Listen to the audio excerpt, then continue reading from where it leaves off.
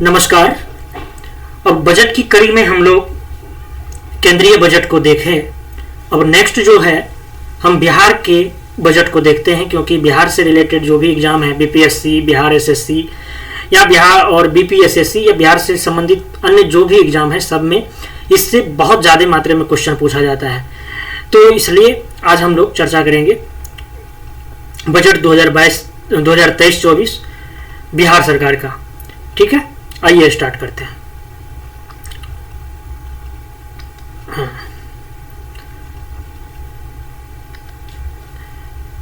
इसमें जो है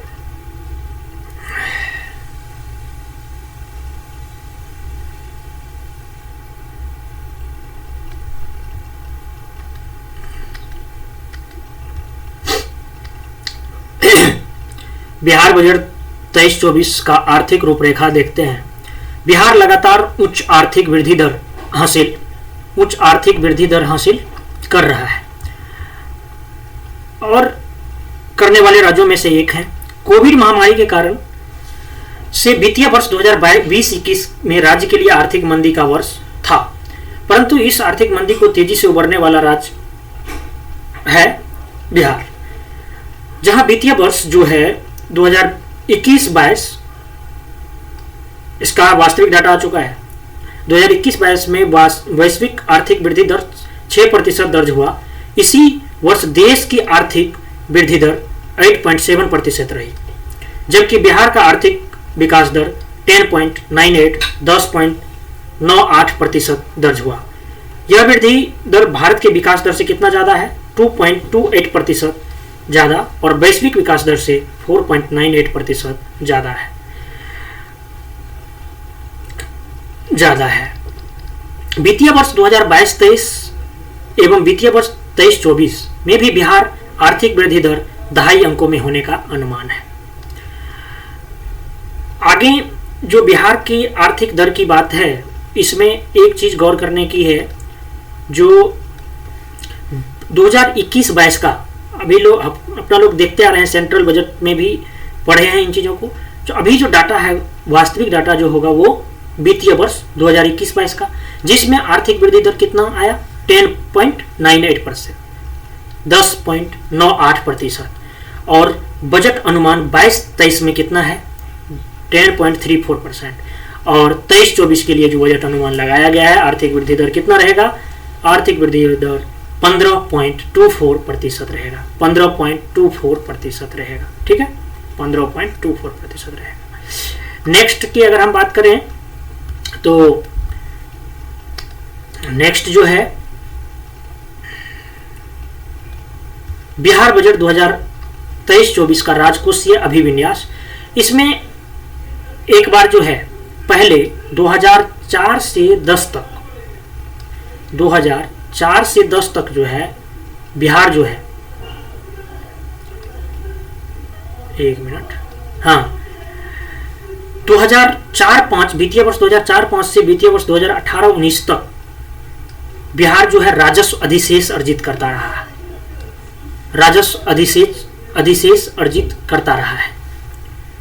लेकिन अब जो है वित्तीय वर्ष 2023-24 में 4479 करोड़ रुपए का राजस्व अधिशेष होने का अनुमान है। वर्ष 2022 में राज्य सरकार ने बिहार राजकोषीय उत्तरदायित्व एवं बजट प्रबंधन अधिनियम 2006 की धारा 12 की उपधारा 1 और 2 के द्वारा बिहार राजकोषीय उत्तरदायित्व एवं बजट प्रबंधन नियमावली 2022 बनाई है। राजकोषीय घाटा किसको कहते हैं, बहुत अच्छे से जिक्र कर दिए हैं पहला बेसिक क्लास में।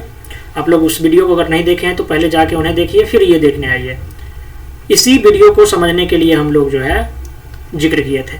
तो राजकोषीय घाटा GSDP, gross state domestic product, राजकोषीय घाटा सकल राज्य घरेलू उत्पाद में प्रतिशत कितना है? राजकोषीय घाटा GSDP का, किसका? GSDP, gross state domestic product. तो राजकोषीय घाटा कितना है? 3.78%। किसका? वास्तविक। वित्तीय वर्ष 21-22 का वास्तविक डाटा जो है राजकोषीय घाटा वो 3.78%। वित्तीय वर्ष 2022-23 का अनुमानित डाटा 3.47% और अब की बार का 2023-24 का जो राजकोषीय घाटा है जीएसडीपी का कितना है 2.9%। राइट। नेक्स्ट जो हम लोग देखेंगे, जो चीज आपको बताया है उसी चीज को ये डिटेल में लिखा हुआ है। ब्याज भुगतान का कुल राजस्व प्राप्ति में हिस्सा जो है, ब्याज भुगतान का कुल राजस्व प्राप्ति में हिस्सा जो है वास्तविक, इसमें भी वही चीज देखना है आपको। वास्तविक जो है 2021-22 का रहेगा डाटा। 2021-22 में कितना प्रतिशत कुल राजस्व प्राप्ति जो हुआ था वास्तविक 8.70%। अनुमानित है वित्तीय वर्ष 2022-23 के लिए 8.29% और 23-24 के लिए जो अनुमानित है वो 8.64%। ठीक है। अब जो है एक चीज यहाँ पे पढ़ने वाली बात है, जो ब्याज भुगतान का कुल राजस्व प्राप्ति में हिस्सा बेहतर वित्तीय स्वास्थ्य का एक महत्वपूर्ण सूचक है और इसके बारे में जो है ऋण प्रबंधन की स्थिति को बताता है ये। तो विभिन्न वित्त आयोग ने ब्याज भुगतान को राजस्व प्राप्ति के अनुपात के रूप में एक निर्धारित सीमा में रखने की अनुशंसा की। इस अनुशंसा के तहत इसे 10% की सीमा में रखना बेहतर ऋण प्रबंधन को इंगित करता है। और बिहार का ब्याज भुगतान जो है वित्तीय वर्ष 21-22 में, जिसका कि वास्तविक डाटा आया है 21-22 में, कुल राजस्व प्राप्ति का अनुपात कितना 8.70% था और 22-23 में भी कितना था 8.29% और वित्तीय वर्ष 2023-24 में 8.6% अनुमानित है।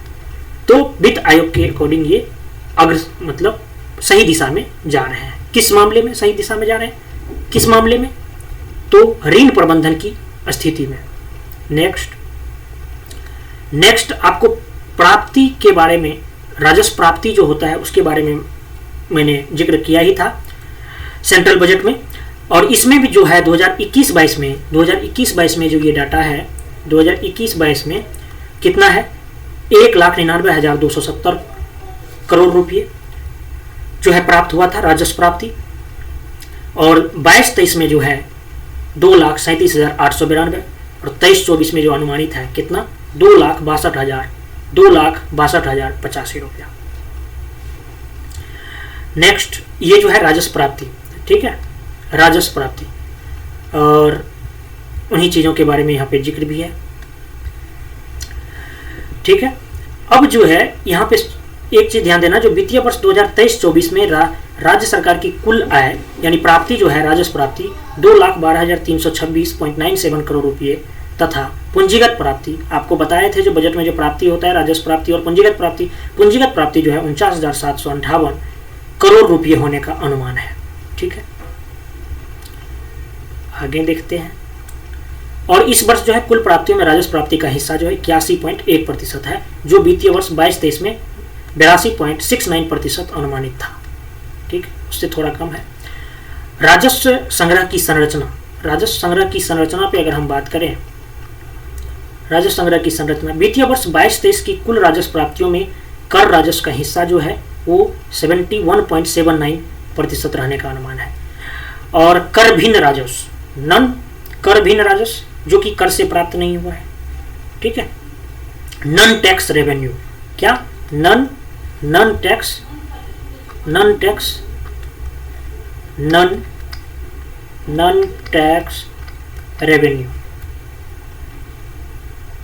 टैक्स रेवेन्यू की अगर बात करेंगे तो ये जो है कुल राजस्व प्राप्ति का 3.70% राजस्व संग्रह होना अनुमानित है।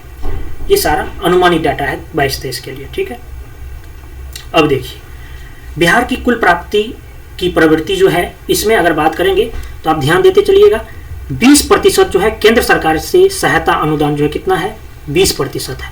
ठीक है, और लोक ऋण में जो है 19% है, लोक ऋण में 19% डाटा है। और ऋणों की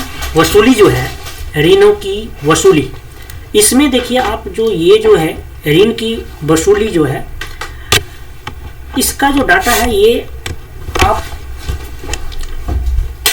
एक्सपोज नहीं किया है, लेकिन ये केंद्रीय करों में राज्य का अंश जो है ये तो 39%, कितना 39%। और राज्य सरकार के कर राजस्व कितना 19%, ठीक है। और राज्य का कर भिन्न राजस्व नॉन टैक्स रेवेन्यू जो है वो कितना 3%, कितना 3%, ठीक है। अब जो अगर हम लोग बात करें तो इन चीजों को किसका ऋण की वसूली में मतलब 0%, कुछ वसूली ही नहीं हो रहा है, ऐसा बताया जा रहा है यहाँ। अब आगे जो हम बात करेंगे, अब देखिए यही इसी चीज को लिखा हुआ है 20.9%। हाँ, ये कह रहा है वित्तीय वर्ष 2022-23 की तुलना में वित्तीय वर्ष 2023-24 के दौरान केंद्रीय करों में राज्य का हिस्सा मात्र 12.67% की वृद्धि दर अनुमानित है, जबकि राज्य के अपने कर राजस्व के मद में 20.09% की बढ़ोतरी अनुमानित है। इसी प्रकार केंद्रीय अनुदान की अगर बात करें तो केंद्रीय अनुदान के मद में वित्तीय वर्ष 2023-24 में वित्तीय वर्ष 22-23 की तुलना में माइनस में यानी 7.97%, ये बीपीएससी में पूछा गया है, -7.97% की कमी तथा राज्य के अपने कर भिन्न राजस्व में 6.13% की वृद्धि अनुमानित है। बिहार का जो एग्जाम है बीपीएससी, उसमें एकदम फैक्चुअल क्वेश्चन पूछा जाता है, हर एक पॉइंट वाला ऑप्शन दे रखा जाता है। जैसे 6.13 है तो 6.13 आपको याद रखना पड़ेगा, टैक्स नॉन टैक्स रेवेन्यू। आगे राजकोषीय प्राथमिकताओं की प्रवृत्ति और विन्यास, ये ज़्यादा उतना इंपॉर्टेंट नहीं है, लेकिन हम लोग देख लेते हैं। विकासमूलक व्यय के अंतर्गत विकासमूलक व्यय के अंतर्गत सामाजिक आर्थिक परिक्षेत्र तथा समान परिक्षेत्र का लोक कार्य पर व्यय एवं पूंजीगत परिव्यय के ऊपर होने वाले व्यय को सम्मिलित किया जाता है, ठीक है। राज्य के बजट 2023-24 में कुल खर्च जो है लगभग 63.91% हिस्सा विकासात्मक डेवलपमेंट एक्सपेंडिचर, आपको सारा कुछ बता चुके हैं, विकासात्मक व्यय पर रखा गया है। वित्तीय वर्ष 23-24 का बजट पिछले वित्तीय वर्ष 22-23 के बजट 2,37,691 करोड़ रुपये से कितना 10.18%, कितना 10.18% की बढ़ोतरी के फलस्वरूप 2,61,885 करोड़ रुपये हो गया है। कुल बजट में 79.37% राजस्व रेवेन्यू एक्सपेंडिचर और 20.63% कैपिटल एक्सपेंडिचर पूंजीगत व्यय रखा गया है। अब अगर इसको क्षेत्रवार वर्गीकरण करने पर राज्य सरकार की सामाजिक परिक्षेत्र में व्यय की प्राथमिकता साफ उजागर होती है। अब साफ उजागर होती है, इसको डाटा से बताया आगे है, देखेंगे हम लोग उसको भी।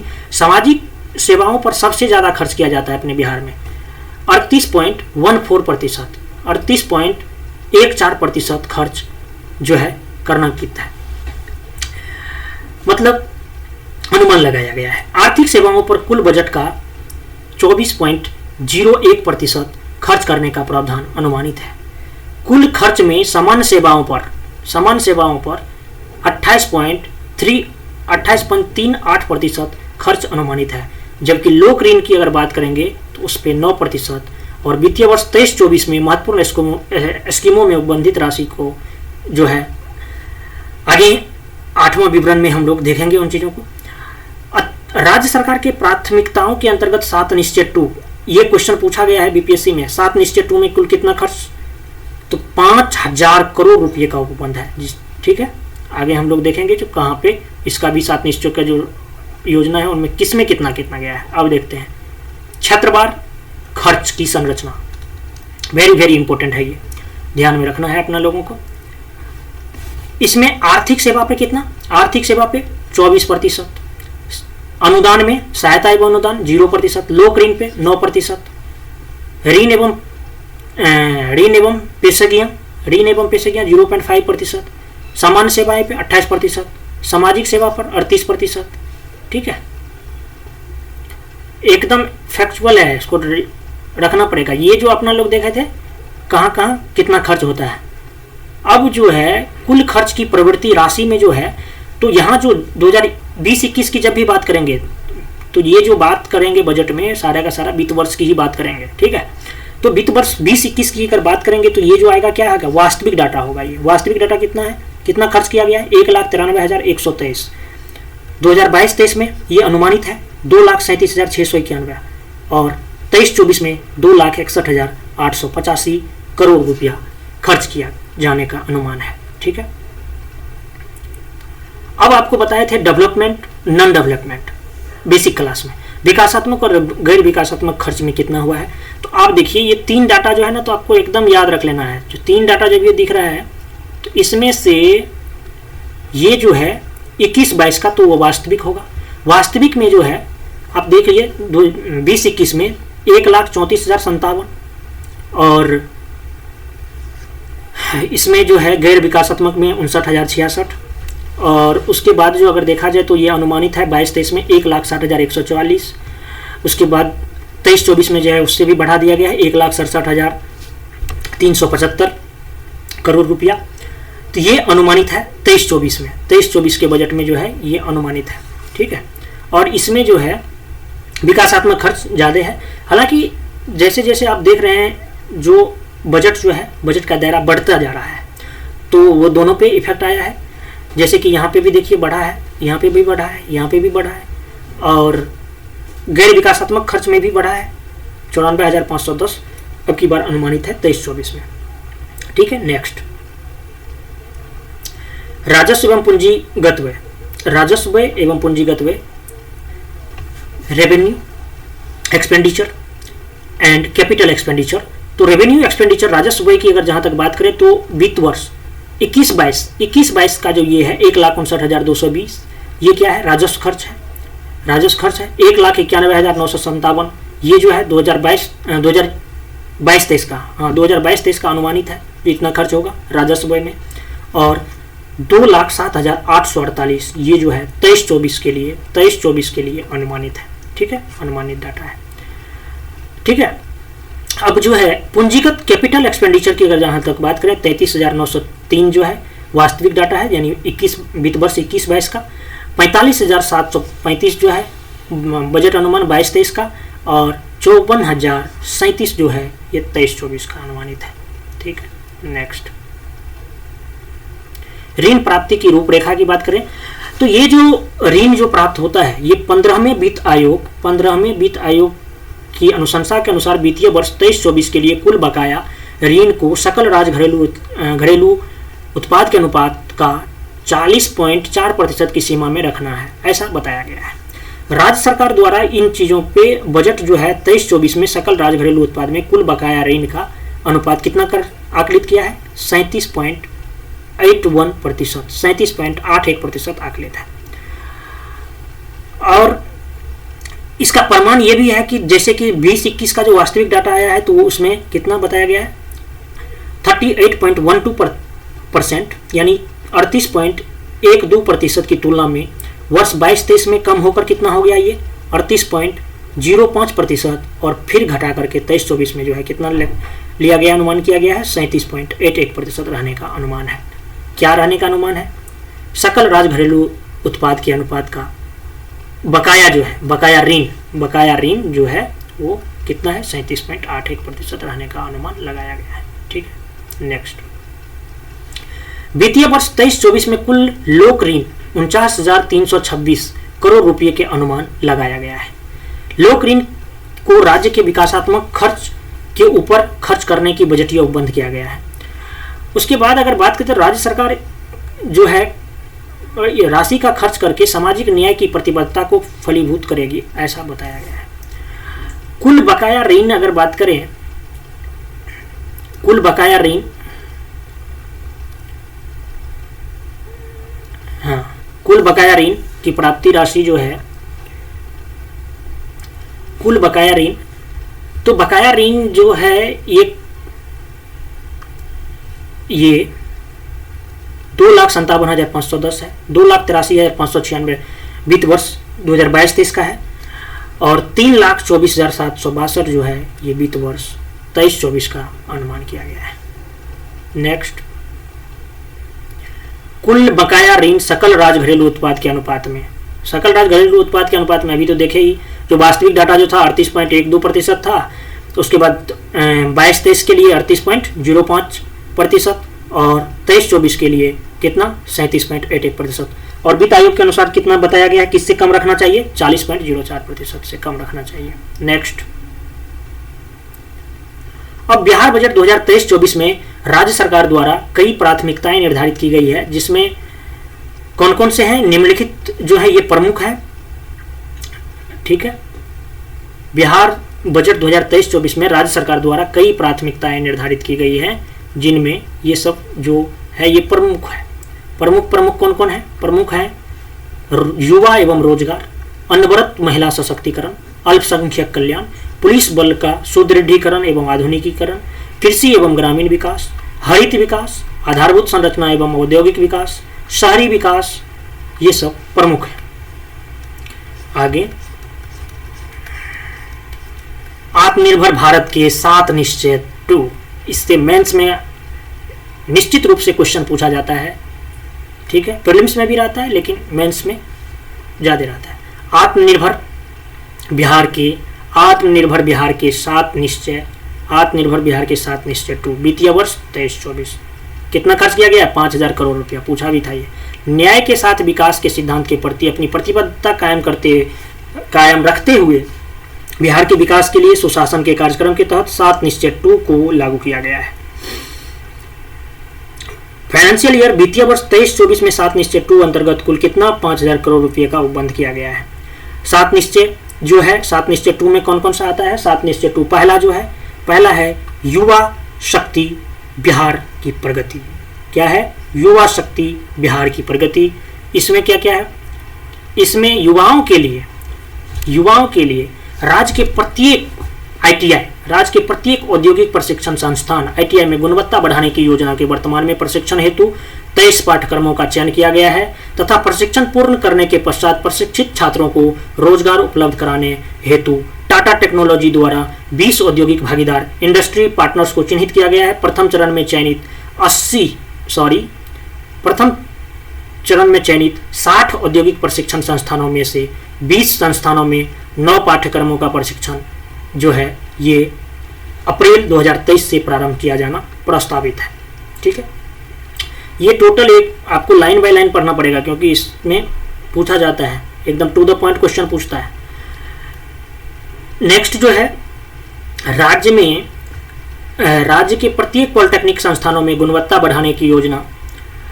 राजकीय पॉलिटेक्निक संस्थानों में नए एवं उभरते हुए तकनीक, ये क्वेश्चन पूछा था बीपीएससी में। यह जैसे drone technology, electric vehicle, artificial intelligence, internet of things, 3D printing, robotics and industrial automation आदि में प्रशिक्षण की गुणवत्ता बढ़ाने के लिए सेंटर ऑफ एक्सेलेंस की स्थापना की स्वीकृति प्रदान की गई है। भारतीय प्रौद्योगिकी संस्थान IIT पटना को इसके लिए नॉलेज पार्टनर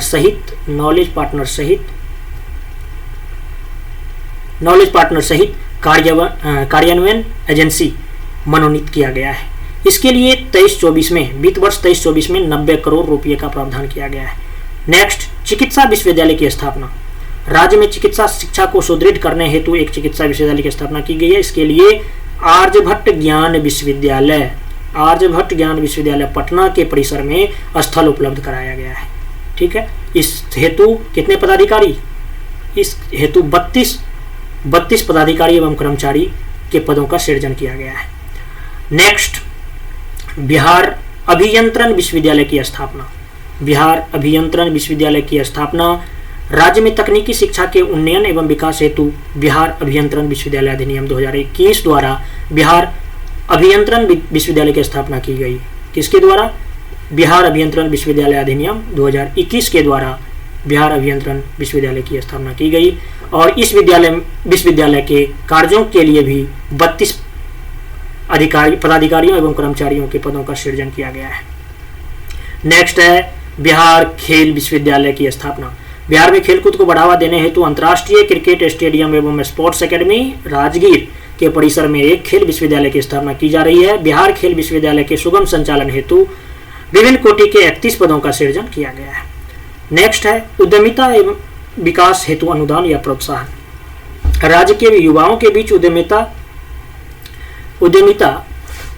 स्वरोजगार को बढ़ावा देने के लिए वर्ष 2022-23 में मुख्यमंत्री युवा उद्यमी योजना के तहत कितना 2080 युवाओं का मुख्यमंत्री अनुसूचित जाति एवं अनुसूचित उद्यमी योजना के तहत, 2047 युवाओं का एवं मुख्यमंत्री अति पिछड़ा वर्ग उद्यमी योजना के तहत 2020 युवाओं का औपबंधिक रूप से चयन किया गया। इस हेतु 23-24 में 550 करोड़ रुपए का प्रावधान किया गया है। कितना रुपये का? 550 करोड़ रुपए का। ठीक है, ये आपको एकदम डाटा क्लियर रहना चाहिए। किसके लिए 550 करोड़ रुपए का अनुमान दिया गया है खर्च करने का? उद्यमिता विकास हेतु अनुदान। ठीक है, सशक्त, अब जो है 7 निश्चय 2 हम लोग देख लिए। आर्थिक हल, युवाओं के बल। ठीक है, युवा शक्ति, बिहार की प्रगति, 7 निश्चय 2। दूसरा जो है सशक्त महिला, सक्षम महिला, 7 निश्चय 2। सशक्त महिला, सक्षम महिला। ठीक है, तो सशक्त महिला, सक्षम महिला में कौन कौन सी योजना चल रही है अभी? पहला है मुख्यमंत्री महिला उद्यमी योजना चल रही है। मुख्यमंत्री महिला उद्यमी योजना, राज्य की महिलाओं के बीच स्वरोजगार को बढ़ावा देने के लिए मुख्यमंत्री महिला उद्यमी योजना लागू किया गया। वर्ष 2022-23 में इस योजना के अंतर्गत 2020 महिलाओं की औपबंधिक रूप से चयन किया गया। इस योजना हेतु वर्ष 2023-24 में कितना? 250 करोड़ रुपए का प्रावधान किया गया है।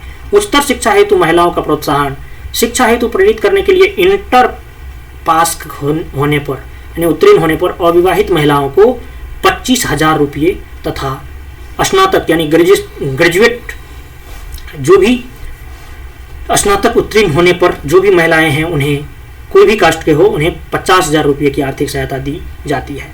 और ये अगले वित्त वर्ष में कितना अनुमान है? 6 लाख महिलाओं को लाभान्वित करने का लक्ष्य रखा गया है। और 23-24 में इसके लिए कितना? 600 करोड़ रुपये का प्रावधान किया गया है। ठीक है, नेक्स्ट, क्षेत्रीय प्रशासन में आरक्षण के अनुरूप महिलाओं की भागीदारी। तो क्षेत्रीय प्रशासन किसको, जैसे पुलिस थाना, प्रखंड, अनुमंडल एवं जिला स्तरीय कार्यालयों में आरक्षण के अनुरूप महिलाओं की भागीदारी बढ़ाने के लिए सभी विभागों द्वारा इस पे काम किया जा रहा है। तीसरा, 7 निश्चय में तीसरा क्या है? हर खेत तक सिंचाई का पानी। हर खेत तक सिंचाई का पानी। तो जल संसाधन विभाग के द्वारा वर्ष 2022-23 में कुल 156 योजनाओं का क्रियान्वयन किया गया था, जिसमें 45,194 हेक्टेयर भूमि को सिंचित किया गया है। और 23-24 में 200 करोड़ रुपये का प्रावधान किया गया इसके लिए। ठीक है, लघु जल संसाधन विभाग, लघु जल संसाधन विभाग द्वारा वर्ष 2021 के वर्ष 2021-22 के लिए आहार पाइन की 56 योजनाओं को पूर्ण कर लिया गया। और 13 चेक डैम की योजना का कार्य प्रारंभ कर 9 कार्य प्रारंभ हुआ, जिसमें से 9 को पूर्ण कर लिया गया है। और 54 उद्वह सिंचाई योजना का कार्य जो है प्रारंभ हुआ, जिसमें से 15 को पूर्ण कर लिया गया है। और अब तक कुल पुनर्स्थापित सिंचित क्षेत्र जो है 18,602 हेक्टेयर है। 18,602 हेक्टेयर है। ठीक है, नेक्स्ट, वर्ष 2023-24 में 30 करोड़ रुपए का प्रावधान किया गया है। किसके लिए 30 करोड़ रुपए का प्रावधान किया गया है? कृषि विभाग के लिए 30 करोड़ रुपए का प्रावधान किया गया है। ऊर्जा विभाग के लिए जो है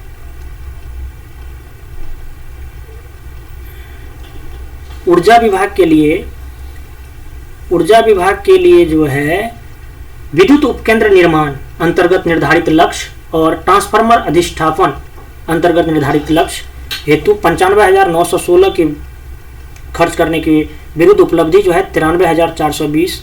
पृथक फीडर निर्माण अंतर्गत निर्धारित लक्ष्य 1354 के विरुद्ध 1354, जितना बोला था उतना ही 1354 तथा विद्युत पंप संबंधन अंतर्गत निर्धारित लक्ष्य 2,76,332 के विरुद्ध उपलब्धि 2,71,207 है।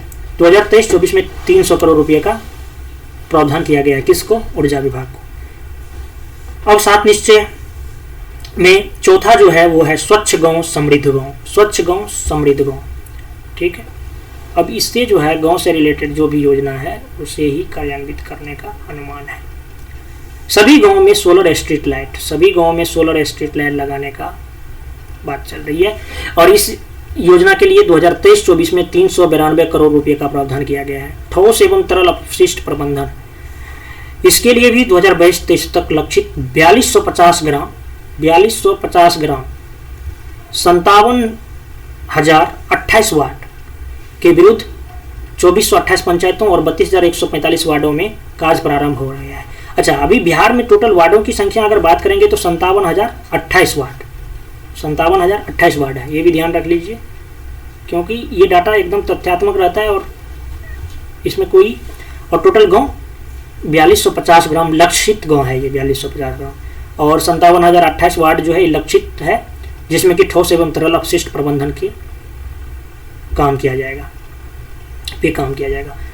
नेक्स्ट जो है पशु एवं मत्स्य संसाधनों के विकास के लिए 2023-24 में इसके लिए 100 करोड़ रुपए का प्रावधान किया गया है। 4 हम लोग देख लिए हैं 7 निश्चय योजना में। पांचवा है स्वच्छ शहर विकसित शहर। इसके लिए भी ठोस एवं तरल अपशिष्ट प्रबंधन के लिए जो है जो भी तरल अपशिष्ट प्रबंधन अंतर्गत 1 लाख से कम आबादी वाले 231 नगर निकायों में सिटी सैनिटेशन एक्शन प्लान का कार्य प्रारंभ किया गया है। 2023-24 में इसके लिए कितना 124 करोड़ रुपए का प्रावधान किया गया है। व्यक्तिगत शौचालय की सुलभता तथा सामुदायिक स्वच्छता परिसर का निर्माण किया जा रहा है। अच्छा, लोहिया स्वच्छ बिहार अभियान द्वितीय चरण, एकदम इकोनॉमिक सर्वे से 10-12 सवाल पूछा जाता है बीपीएससी में, और टोटल टू द पॉइंट रहता है, इसलिए एकदम लाइन बाय लाइन पढ़ना पड़ेगा। तहत प्लास्टिक अपशिष्ट के समुचित निपटान हेतु प्रखंड स्तर पर एक प्लास्टिक अपशिष्ट प्रसंस्करण केंद्र बनाए जाने का प्रावधान है। उसके बाद भूमिहीन परिवारों को, विशेषकर अनुसूचित जाति जनजाति परिवारों को अस्थायी आबादी के शौचालय की सुलभता उपलब्ध कराने के लिए भी काम किया जा रहा है। उसके बाद है लोहिया स्वच्छ बिहार अभियान द्वितीय चरण अंतर्गत 23-24 में 15 जिलों में एक प्लास्टिक अपशिष्ट प्रसंस्करण इकाई की स्थापना लक्षित है। 23-24 में 10 जिलों में गोवर्धन इकाई का निर्माण लक्षित है। नेक्स्ट है वृद्धजन हेतु आश्रय स्थल का निर्माण का भी प्रावधान है। इसके लिए कितना है? इसके लिए 2023-24 में 20 करोड़ रुपये का प्रावधान किया गया है। टोटल जिलों में, जिला मुख्यालय में बनाया जाएगा। शहरी गरीबों हेतु बहुमंजिला आवासन का भी प्रावधान है। इसके लिए 35 करोड़ रुपये का प्रावधान किया गया है। सभी शहरों एवं महत्वपूर्ण नदी घाटों पर विद्युत शवदाह गृह सहित मोक्ष धाम का निर्माण, इसके लिए जो है 23-24 में 120 करोड़ रुपये का प्रावधान किया गया है। ठीक है। सभी शहरों में स्टार्म वाटर ड्रेनेज सिस्टम का विकास करना है। इस क्रम में पटना शहर के निकटवर्ती क्षेत्रों खगोल, दानापुर, फुलवारी शरीफ सहित से जल निकासी के लिए 9 कैचमेंट एरिया में स्टार्म वाटर ड्रेनेज सिस्टम हेतु 957.51 करोड़ रुपये की योजना स्वीकृत की गई है और वर्ष 23-24 में 276 करोड़ रुपये का प्रावधान किया गया है। 5 देख लिए हम लोग 7 निश्चय योजना में। छठा है सुलभ संपर्कता, जिसमें आता है ग्रामीण पथों की संपर्कता। इसके लिए 23-24 में 185 करोड़ रुपये का प्रावधान किया गया है। उसके बाद जो है बाईपास के लिए भी शहरी क्षेत्रों में आवश्यकता अनुसार बाईपास अथवा फ्लाईओवर के निर्माण के लिए जो है 23-24 में 200 करोड़ रुपये का प्रावधान किया गया है। 7वां जो है 7 निश्चय योजना के लिए, 7वां जो है सबके लिए अतिरिक्त स्वास्थ्य सुविधा, बेहतर पशु स्वास्थ्य प्रबंधन हेतु आधारभूत व्यवस्थाएं। इसके लिए वर्तमान में 1137 पशु अस्पताल विभाग द्वारा संचालित है, जिसमें सभी 1137 में टीकाकरण, कृमिनाशन तथा 566 में कृत्रिम गर्भाधान की सुविधा उपलब्ध है। नेक्स्ट है गांव तक लोगों के लिए स्वास्थ्य सुविधाओं की बेहतर उपलब्धता।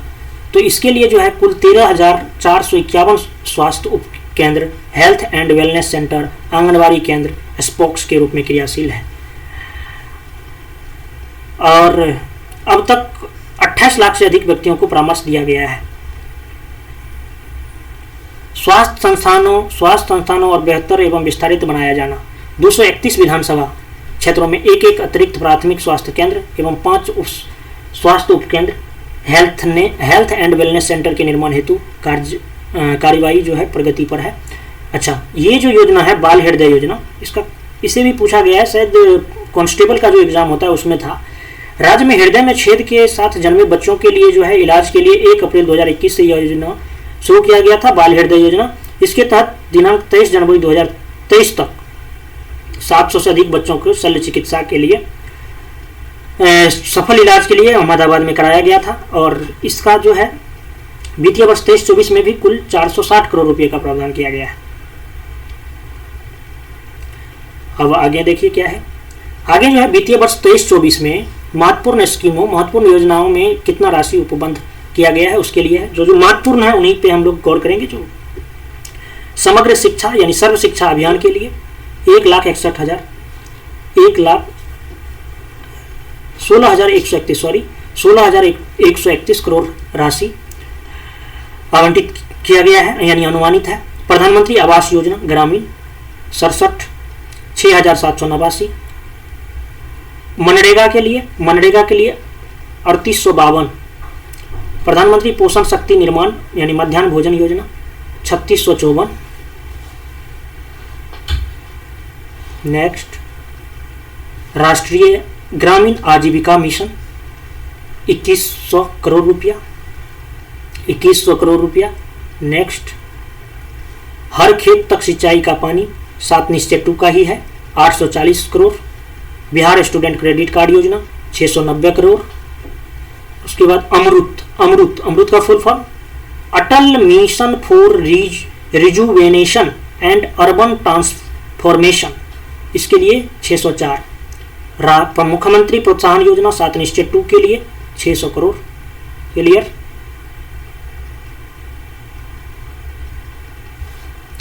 राष्ट्रीय ग्रामीण पेयजल कार्यक्रम जल जीवन मिशन, इसके लिए 533.33 करोड़। मुख्यमंत्री युवा महिला उद्यमी योजना 7 निश्चय 2 के लिए 500 करोड़। अभियंत्रण विश्वविद्यालय 7 निश्चय 2 के लिए 455 करोड़। ठीक है। जल जीवन हरियाली, इसको इसलिए जानना जरूरी है कि इस योजना, बिहार के इस योजना को जो है केंद्र सरकार ने भी अपनाया है। जल जीवन हरियाली के लिए 421 करोड़ रुपये। ठीक है। नेक्स्ट जो है ये आप देख लीजिए, यहाँ पे जो लगाया गया है ना, ये बिजली विभाग का है। South Bihar power distribution company और north Bihar power distribution company limited, इन दोनों परियोजनाओं के लिए 340 करोड़ रुपये आवंटित किया गया है।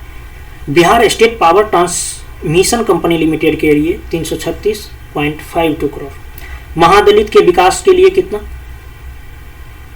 317.31 करोड़ रुपया आवंटित किया गया है।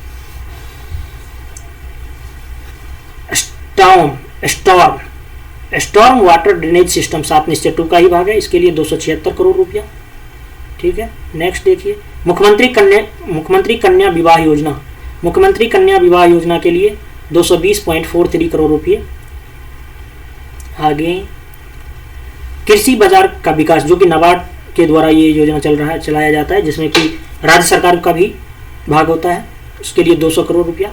मुख्यमंत्री निश्चय योजना, इसके लिए भी 200 करोड़ रुपया।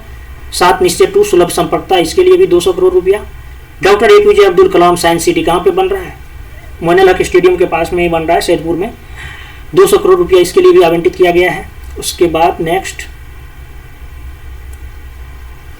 पशु संसाधनों का विकास एवं पशु स्वास्थ्य प्रबंधन 7 निश्चय 2 160 करोड़ रुपया, इसके लिए भी आवंटित किया गया है।